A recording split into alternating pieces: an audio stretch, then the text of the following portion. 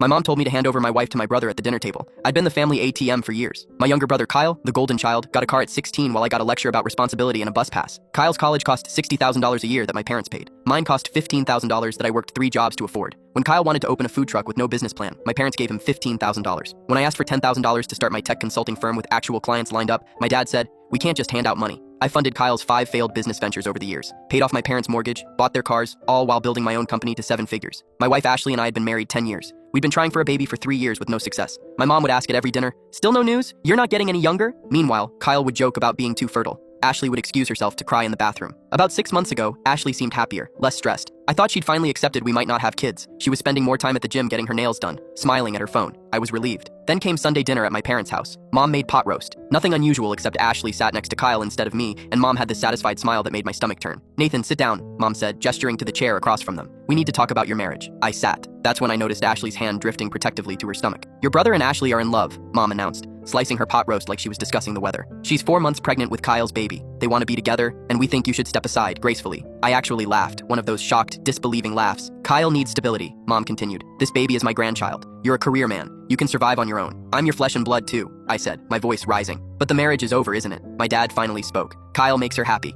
Just look at them." Kyle had his arm around Ashley now. She was leaning into him, her hand on that bump. I hadn't noticed. "We need to discuss logistics." Mom said Kyle needs that house. It's in a great school district close to us. You have that downtown condo. Just move there. Don't be greedy. Greedy. I'd paid off their mortgage, funded Kyle's every failure, paid for Ashley's graduate degree. "If you walk out," Kyle said smugly, "you're proving why Ashley left you." I walked out, drove home in a blur, started searching through Ashley's things. In her nightstand, a charm bracelet I didn't buy. In her laptop, emails with Kyle going back 14 months. Subject lines like, "Can't wait to see you and last night was amazing." They'd first hooked up at my parents' anniversary party while I was there, completely oblivious. I called my lawyer. By Monday morning, I'd filed for divorce, citing adultery. By noon, I'd frozen all joint accounts. By 2 p.m., I'd changed every lock on my house. That night, Ashley and Kyle showed up trying keys that no longer worked. I called the police for trespassing. 2 patrol cars arrived within 10 minutes, but it got better. My forensic accountant discovered Ashley had been siphoning money from our joint account for over a year. $40,000 transferred to an account jointly owned with Kyle. Kyle had used my social security number to apply for business loans totaling $90,000. Both defaulted when his businesses failed. "This isn't just infidelity," my lawyer said. "This is systematic fraud. We're talking criminal charges." The divorce proceedings were brutal. Ashley's lawyer tried to argue she deserved half of everything. The judge disagreed. "You engaged in an affair with your husband's brother and became pregnant. These facts are absolutely relevant." 3 months later, Ashley got nothing.